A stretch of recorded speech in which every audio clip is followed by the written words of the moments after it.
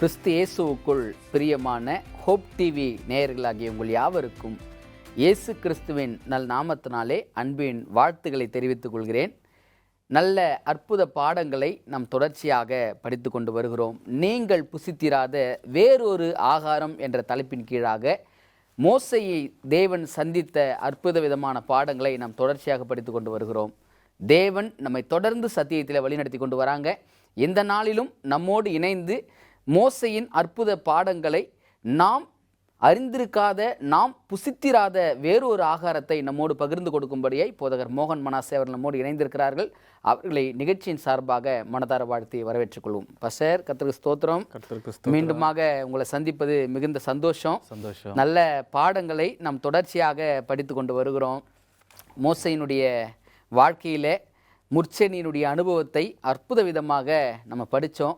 நாங்கள் புசித்திராத வேறொரு ஆகாரத்தை பரிசுத்த ஆவியானவர் உங்கள் மூலமாய் தொடர்ச்சியாக கொடுத்து கொண்டிருக்கிற செய்திகளுக்காக தேவனுக்கும் உங்களுக்கும் மனதார நன்றிகளை செலுத்துகிறோம். கடந்த பாடத்தில் தானியேல் புத்தகத்தில் இருக்கிற தானியேலின் 3 நண்பர்களுடைய அனுபவங்களை குறித்து நம்ம தொடர்ச்சியாக படித்து கொண்டிருந்தோம். அங்கு 3 நண்பர்கள் அக்னியில் கொண்டு போடப்படுவதையும் அந்த சம்பவத்தில் நம்ம வாசிக்கும் பொழுது பார்க்கும் பொழுதும் தூக்கி கொண்டு போய் போட்ட மனிதர்கள் அவர்கள் மரித்து போனார்கள். ஆனால் தூக்கி கொண்டு போய் போடப்பட்ட அக்னியில் போடப்பட்ட அந்த 3 நபர்களோ மரித்து போகவில்லை. இவர்களும் மரம்தான், அவர்களும் மரம்தான். ஆனால் இவர்களை பட்சித்த அக்கினி அவர்களை ஏன் பட்சிக்கலை அப்படி என்பதை நம்ம பார்த்துக்கிட்டு இருந்தோம். பாஸ்டர், அதிலிருந்து நீங்கள் தொடரலாங்களா? கண்டிப்பாக. சரி, அப்போது 2 விஷயம் நடந்தது. ஓகேங்க. ஒன்று, அக்கினி இறங்கும்போது மரம் பற்றி எரியல. சரிங்க பாஸ்டர். ஆனால் எதுவும் எரிஞ்சிருக்கணும். மோசேவும் எரிஞ்சிருக்கணும். அப்போ அக்கினிக்கு முன்பாக மரம் பற்றி எரிந்தது, வெந்து போகல. மோசேவும் என்ன இருக்கணும், பற்றி எரிந்து வெந்து போயிருக்கணும், ஆனா போகல. சோ மரம் ஒரு பக்கத்தை நம்ம இவ்வளவு நேரம் நம்ம தியானிச்சோம். அப்போ மனுஷன் என்று சொல்ல வரும்போது நம்ம தியானிக்க வேண்டியது இருக்கு. மோசேவால எப்படி அந்த பிரசன்ஸ்ல நிக்க முடியும், ஆண்டவருடைய மகிமைக்குள்ளாக நிக்க முடிஞ்சு. இப்ப நீங்க தானியேல் சம்பவத்துல ஒரு விஷயத்த சொன்னீங்க. சாத்ராக் மேஷாக் ஆபேத்நேகோ கொண்டு போய் உள்ள போட்டாங்க, அவங்க வேகல. காரணம் என்ன? அவர்கள் அக்கினிக்குள்ளாய் அவர்கள் போட்டாலும் அந்த அக்கினியில் யார் இருந்தா? கிறிஸ்து இருந்தார். வேகல. ஆனா தூக்கி எடுத்து கொண்டு போனவர்கள் மரித்து போனாங்க. அப்ப தேவனால் அங்கீகரிக்கப்படாத அக்கினி தேவனுடைய சமூகத்திற்கு, தேவனுடைய பிரசன்னத்திற்கு வரும்போது அது அந்த தேவனுடைய அக்கினிக்கு முன்பாக அவிழ்த்து போடும். புரியுதுங்களா? அதே நேரத்துல தேவனால் அங்கீகரிக்கப்படும் போது, அவருடைய பிரசன்னத்துக்குள் இருக்கும் போது, அந்த சாத்ராக் மேஷாக் ஆபேத்நேகோ எப்படி போட்டாங்க? கைகளே கட்டி தான் போட்டாங்க. கைகளுக்கு விலங்கிட்டு கட்டி கொண்டு போய் எங்க போட்டாங்க? அக்னியில போட்டாங்க. ஆனால் அந்த அக்னியிலிருந்து அவர்கள் வெளியே வரும்போது எப்படி வந்தாங்க? அந்த கட்டுகள் எல்லாம் இல்லாம வந்தாங்க. கட்டுகள் அவிழ்க்கப்பட்டு அந்த கட்டப்பட்ட காரியங்கள் எல்லாம் போட்டு வெளியே வராங்க. எப்படி வரும்போது என்ன சொல்றாங்கன்னா, அந்த வார்த்தைகள் ரொம்ப அழகான வார்த்தைகள். முடி கருகல, அக்னியின் வாசம் அவர்கள் மேல் இல்லை. அவங்க வஸ்திரம் கருகல. ஓகேங்க பாஸ்டர். வஸ்திரம் கருகல. இப்போ இதுல என்ன ஒரு பாடம் அப்படின்னு சொல்லி நீங்க பார்க்கும்போது, ஒரு பாவியாகிய மனிதன் தேவனுடைய பிரசன்னத்திற்குள்ளாக வருக வேண்டும் என்றால் அவனோடு கிறிஸ்து இருக்கணும். இல்லைங்களா?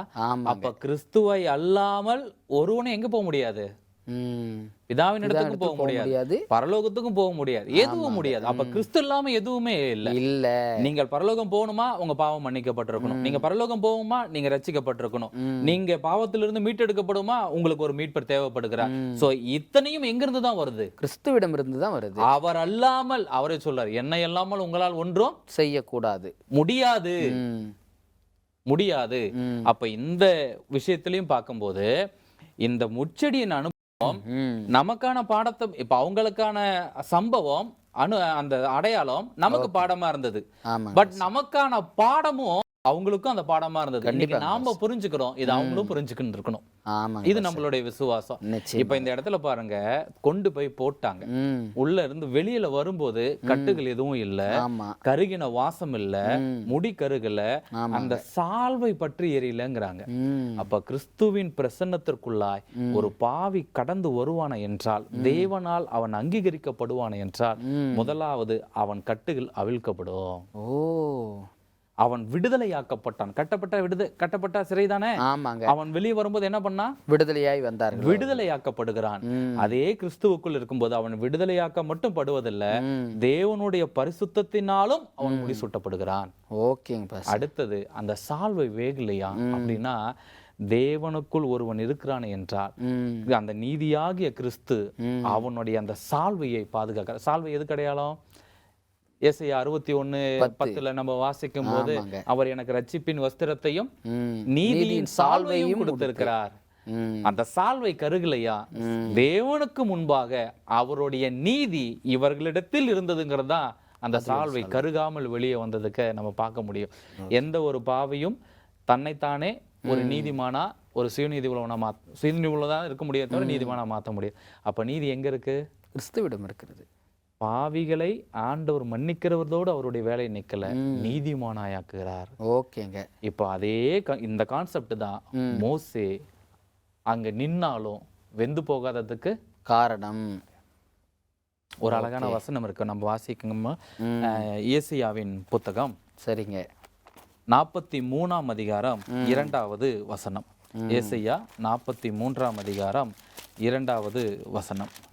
ஓகே, வசனம் வாசிக்கிறேன், வாசிங்க. நீ தண்ணீர்களை கடக்கும் போது நான் உன்னோடு இருப்பேன், நீ ஆறுகளை கடக்கும் போது அவைகள் உன்மேல் புரளுவதில்லை, நீ அக்னியில் நடக்கும் போது வேகாதிருப்பாய், அக்னி ஜுவாலை உன் பேரில் பற்றாது. இத வாக்குத்தத்தம் தானே. ஆனா ஒருத்தருடைய வாழ்க்கையில நிஜமான சம்பவமா இருந்திருக்கு. ஆமாங்க. அப்போ நமக்கு ஆண்டவர் வாக்குத்தத்தம் கொடுக்கிறாருன்னா அது நம்மளை ஒரு ஆறுதலுக்காகலாம் கொடுக்கல. நீ கீழாகாமல் மேலாகுவாய், வாளாகாமல் தலையாகுவாய் அப்படின்னா அது படிக்கிறதுக்கு நல்லா இருக்குதுன்றதுக்காகலாம் ஆண்டவர் கொடுக்கல, வாழ்க்கையில் நடைமுறைப்படுத்தி காட்டுறாங்க. உண்மையாகவே இங்க சாத்ராக், மேஷாக், ஆபேத்நேகோ என்பவருடைய வாழ்க்கையில இந்த வசனம் நிறைவேறுதலை காணுகிறது. இது அவங்களோட வாழ்க்கையில. மோசேவுக்கு இது பொருந்துமா இல்லைங்களா? கண்டிப்பாங்க. ஏன்னா நின்னது எங்க? தேவனுடைய பிரசன்னத்துல. அக்கினிக்கு முன்பாக நிக்கிறான். அக்கினிக்கு அவன் வெந்து போகல. நிச்சயமாங்க பாஸ்டர், நல்ல கருத்துக்களை தொடர்ந்து பகிர்ந்து கொண்டு வரீங்க. ஒரு சிறிய இடைவெளிக்கு பிறகாக நம்ம மீண்டும் தொடருவோம். நேயர்களே, ஒரு சிறிய இடைவெளிக்கு பிறகாக மீண்டும் நிகழ்ச்சியில நாம் கண்டுகளிப்போம்.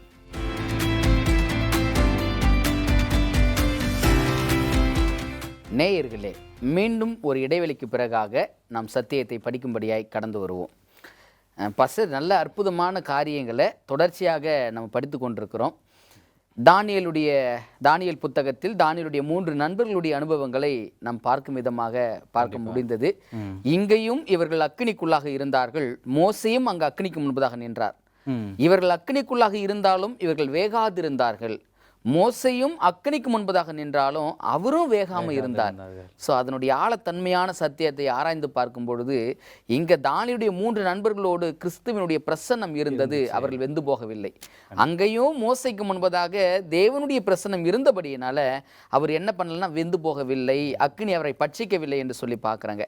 ஸோ அதை தாண்டி வேதாகமத்தில் வாசிக்கும் பொழுது இந்த மோசே நிற்கிற இடத்தை பற்றி இருக்குது இல்லைங்களா, அந்த இடத்தை பற்றி கொஞ்சம் சொல்லிக் கொடுங்க பாஸ்டர். சரி, இப்போ இது ஃபர்ஸ்ட் டைம் ஆண்டவர் சந்திக்கிறார். அந்த முதல் வசனமே நமக்கு என்ன சொல்லுது? மோசே 3ஆம் அதிகாரம் 1வது வசனம். மோசே மீதியான் தேசத்து ஆசாரியனாய் இருந்த தன் மாமனாகிய எத்ரோவின் ஆடுகளின் மேய்த்து வந்தான். அவன் ஆடுகளை வனாந்தரத்தின் பின்புறத்திலே ஓட்டி தேவ பர்வதமாகிய ஓரேப் மட்டும் வந்தான்.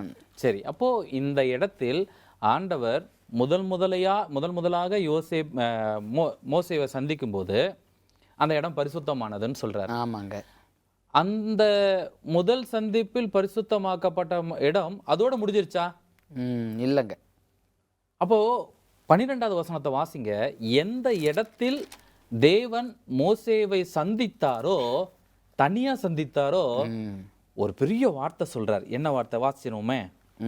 யாத்திராகம் 3:12. அதற்கு அவர் நான் உன்னோடே இருப்பேன், நீ ஜனத்தை எகிப்திலிருந்து அழைத்து வந்த பின் நீங்கள் இந்த மலையில் தேவனுக்கு ஆராதனை செய்வீர்கள், நான் உன்னை அனுப்பினேன் என்பதற்கு இதுவே அடையாளம் என்றார்.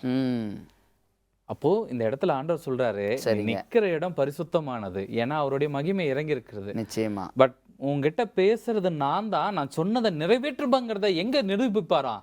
அது உன்னை எந்த இடத்துல நான் சந்திச்சனோ அதே இடத்துல மீண்டும் நான் சந்திப்பேன்.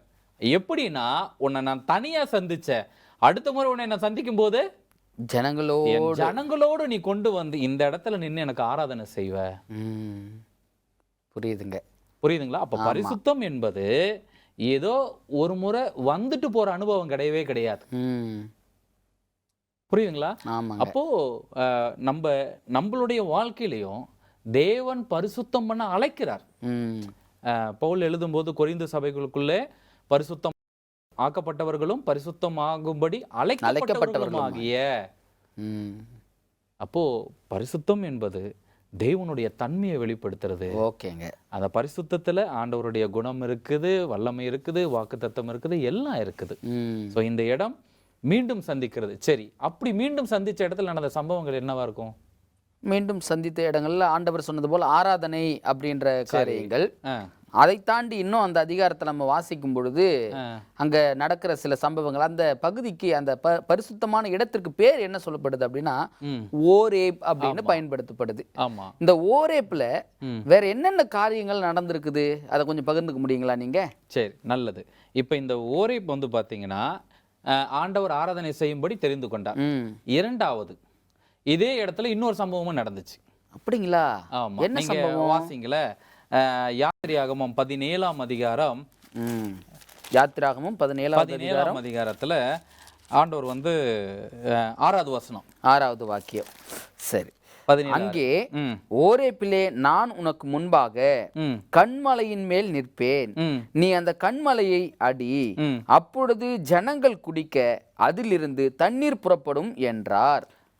அந்தபடியே மோசே இஸ்ரவேல் மூப்பரின் கண்களுக்கு முன்பாக செய்தான். இந்த ஓரேப் என்பது ஆண்டவர் சந்தித்த அந்த ஒரு இடத்தில் மாத்திரம் அவருடைய மகிமை நின்று போகல. மோசேவை எந்த இடத்துல அழைச்சாரோ, எந்த மலையின் கீழ் வந்து சந்தித்தாரோ, இஸ்ரவேல் ஜனங்கள் அந்த மலைகளிலே வந்து அவரை ஆராதனை செய்து கொண்டார்கள். சரிங்க. ஒரு முறை அற்புதம் நடந்த அதே மலையில் மீண்டும் மீண்டும் அற்புதங்கள் நடந்து கொண்டே இருந்துச்சு.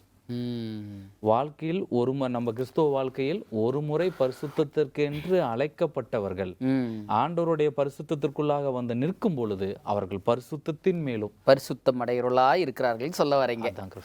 ஓகே, அப்ப அதே போல இந்த பரிசுத்த பூமி என்பது கிறிஸ்து அந்த இடத்துல வந்ததுனால மட்டும், ஒரு முறை வந்ததுனால மாத்திரம் அது பரிசுத்தம் அல்ல. ஒவ்வொரு முறையும் கிறிஸ்து அங்க வருகிறத ஒரு சம்பவத்தை யாத்திராகமம் 17ல பார்த்தோம் இல்லைங்களா? மற்றொரு சம்பவமும் எனக்கு நினைவுக்கு வருகிறது. என்ன சம்பவம் அப்படின்னா, இதே ஓரேப் மலையில ஆண்டவர் 10 கற்பனை எழுதி கொடுத்தார். எல்லாரும் சொல்லுவாங்க சீனாய் மலையில தானே எழுதி கொடுத்தார் அப்படின்னு சொல்லி. நம்முடைய வேதாகமத்துக்கு பின்புறமா இருக்கிற அந்த வரைபடம் இருக்கு பாத்தீங்களா, அந்த வரைபடத்தை நம்ம ஆராய்ந்து பார்க்கும் பொழுது இந்த ஓரேப்பும் சீனாய் மலையும் ஒரே பகுதியா இருக்கிறது அப்படின்னு சொல்லி பார்க்க முடிஞ்சது. அப்ப முதல் பரிசுத்தம் மோசே சந்திச்சது, இரண்டாவது பரிசுத்தம் இந்த ஜனங்களோடு வந்து சந்திக்கிற அனுபவம், மூன்றாவது பரிசுத்தமான அனுபவத்தை யாத்திராகமம் 17வது அதிகாரத்துல இப்ப நம்ம வாசிச்சோம். அடுத்ததாக கற்பனை கொடுக்கப்பட்டதும் இந்த இடம்தான் என்பதை ஆராயும் பொழுது இன்னும் அது ஆச்சரியமா இருக்கிறது என்பதை பார்க்க முடியுது. இதே போல இந்த பரிசுத்தமான இடத்தை குறித்து வேற ஏதாவது தகவல் இருக்குதுங்களா? சரி, இப்போ நீங்க பாத்தீங்கன்னா இன்னொரு வசனம் இருக்கும்.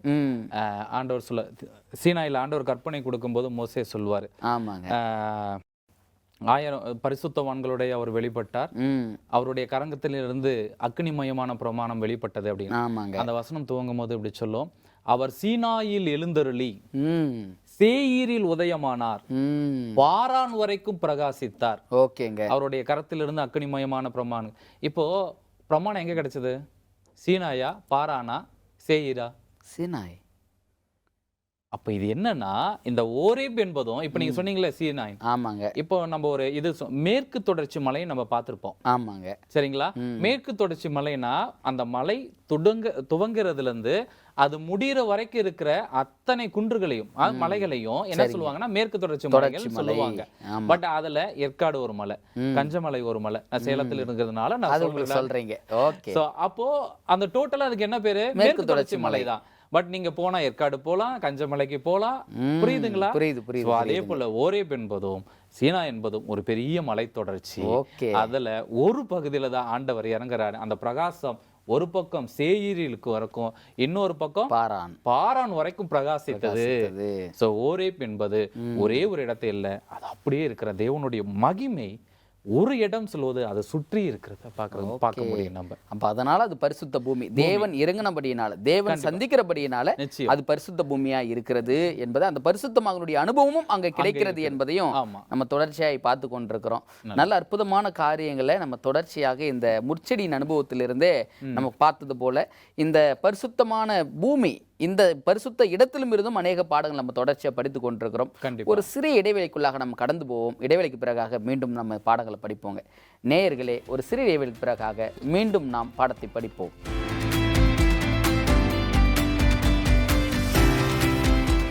நேயர்களே, ஒரு சிறிய இடைவெளிக்கு பிறகாக மீண்டும் நாம் நிகழ்ச்சிக்குள்ளாய் கடந்து வந்திருக்கிறோம். இன்னும் அற்புதமான சத்தியங்களை நாம் தொடர்ந்து படிப்போம். பஸ்டர் நல்ல அற்புதமான பாடங்களை நம்ம தொடர்ச்சியாக படித்து கொண்டிருக்கிறோம். இறுதியாக நம்ம பேசி கொண்டிருந்தது போலவே அந்த பரிசுத்த பூமியை குறித்து நம்ம படித்தோம் அல்லவா? இப்போ என்ன காரியம் அப்படின்னா, முற்செடியில் ஆரம்பித்தோம், பரிசுத்த பூமி கிட்ட வந்து நிற்கிறோம் இல்லைங்களா?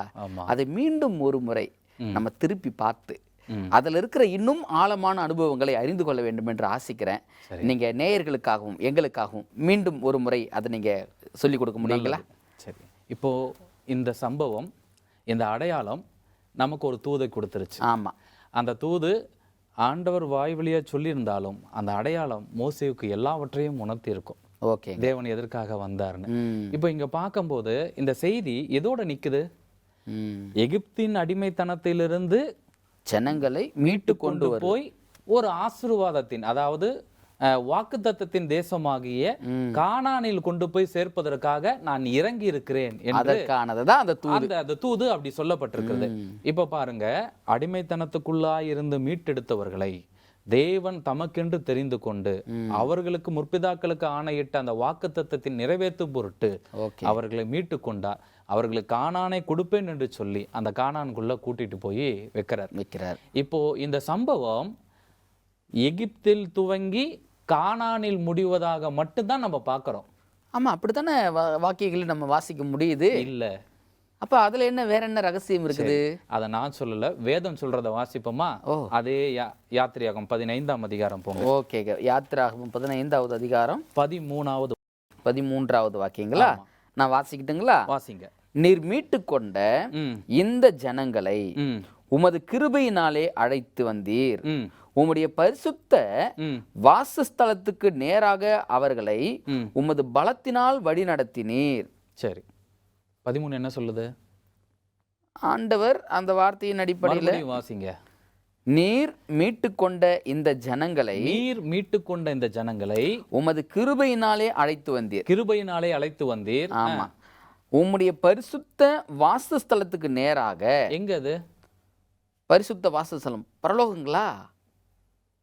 கானானு கூட்டு போறேன்னு சொன்னார். ஆமா, இந்த இடத்துல எது பரிசுத்த வாசஸ்தலம் அப்படின்னா அது பரலோகத்தல்ல குறிக்கும். சரி, நீங்க மறுபடியும் அந்த வசனத்தை பரிசுத்த வாசஸ்தலத்துக்கு நேராக வாசிங்க. அவர்களை உமது பலத்தினால் வழி நடத்தினீர். சரி, எங்க நடத்தினாரா? நாம இவ்வளவு நாள் என்ன நினைக்கிறோம்? கானானுக்கு கொண்டு போற விஷயங்களை நினைச்சுக்கிட்டு இருக்கிறோம். வழி நடத்தி கொண்டு போகிறதற்காக இந்த ஜனங்களை அழைத்து கொண்டு வந்தார். 17 வாசிக்கிறேன், நான் வாசிக்கிறேன். நீர் அவர்களை கொண்டு போய் கர்த்தராகிய தேவரீர் வாசம் பண்ணுகிறதற்கு நியமித்த ஸ்தானமாகிய உம்முடைய சுதந்திரத்தின் பர்வதத்திலும் ஆண்டவராகிய தேவருடைய கரங்கள் ஸ்தாபித்த பரிசுத்த ஸ்தலத்திலும் அவர்களை நாட்டுவீர். வெறும் கானான்ல மாத்திரம் கொண்டு போய் விடுவது அல்ல அப்படி என்பதை வேதவசனம் சொல்லி கொடுக்குது. மோசே உணர்ந்திருந்தான். மோசேக்கு தெரியும் இஸ்ரவேல் ஜனங்கள் ஆண்டவரை அறிஞ்சிருந்தாங்க. ஆமாங்க. எப்படி அறிஞ்சிருந்தாங்க அப்படின்னா, நடந்த அற்புதம் அடையாளம் எல்லாத்தையும் பார்த்தாங்க. அவருடைய பலத்த செய்கையை பார்த்தாங்க, வல்லமையை பார்த்தாங்க.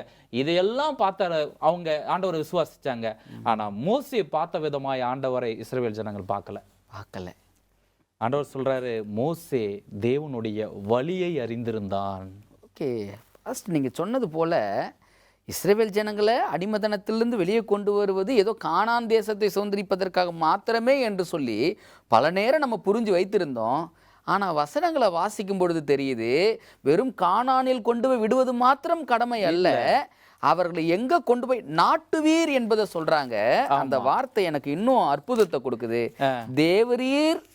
தேவரீருடைய கரங்கள் ஸ்தாபித்த பரிசுத்த ஸ்தலத்திலும் அவர்களை நாட்டுவீர். தேவருடைய கரங்கள் ஸ்தாபித்த அப்படின்னா ஆண்டவரால் ஏற்படுத்தப்பட்ட பரலோகத்தை அது நாட்டுக்கு அதை சொல்லக்கூடிய அர்த்தமா இருக்குதுங்களா? கானானை மட்டும்தான் ஆபிரகாமுக்கு ஆண்டவர் வாக்குத்தத்தம் செஞ்சு அந்த தேசத்தை கொடுப்பன்னாரு. ஆனா எபிரேயர்ல பவுல் என்ன சொல்றாரு?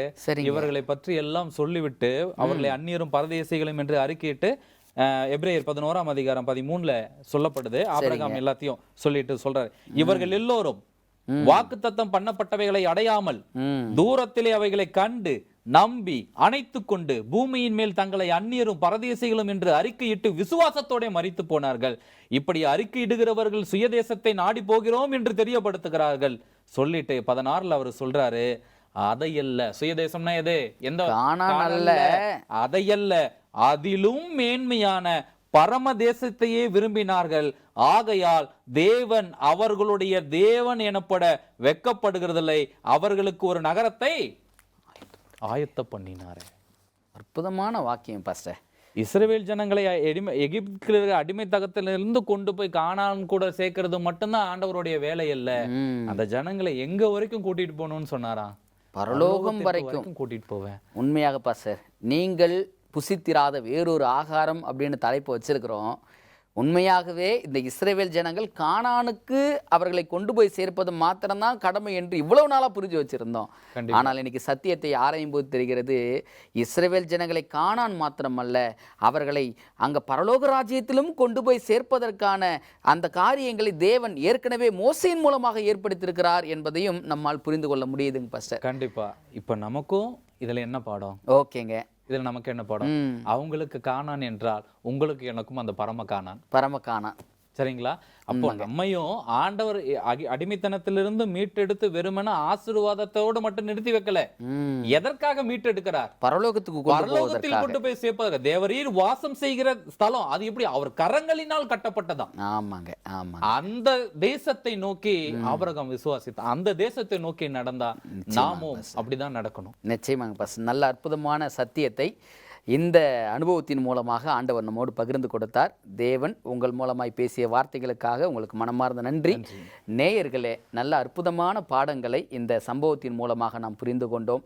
தேவன் நம்மை அழைத்தது இந்த உலக பிரகாரமான ஆசீர்வாதங்களுக்காக மாத்திரமல்ல, அவர் நம்மை அழைத்தது நமக்கு கொடுத்திருக்கிற ஆசீர்வாதங்களுக்கான ஊற்றாய் மாறுகிறது எங்கு அப்படின்னா பரலோகத்தை நாம் சென்றடைவதற்கு என்ற அற்புதமான சத்தியத்தை நாம் படித்திருக்கிறோம். பரலோகத்தின் தேவன் மோசையின் அந்த அழைப்பிலிருந்து, எரிகிற முற்செடியின் அனுபவத்திலிருந்து அற்புதமான பாடங்கள் நமக்கு கொடுத்து கொண்டிருக்கிறாங்க. இந்த காணொலியை கண்டு கொண்டிருக்கிற நீங்கள் சிந்தித்து பார்க்குறீங்களா? நாம் புசித்திராத வேறொரு ஆகாரம் இதுதான் என்பதை அநேகர் உணர்ந்து கொள்கிறீர்களா? மீண்டும் தொடர்ந்து எங்களோடு இணைந்திருங்கள். நீங்கள் புசித்திராத வேறொரு ஆகாரத்தை வேறொரு காணொலியின் மூலமாக சந்திப்போம். கர்த்தர் தாமே நம் அனைவரையும் ஆசீர்வதிப்பாராக. ஆமென்.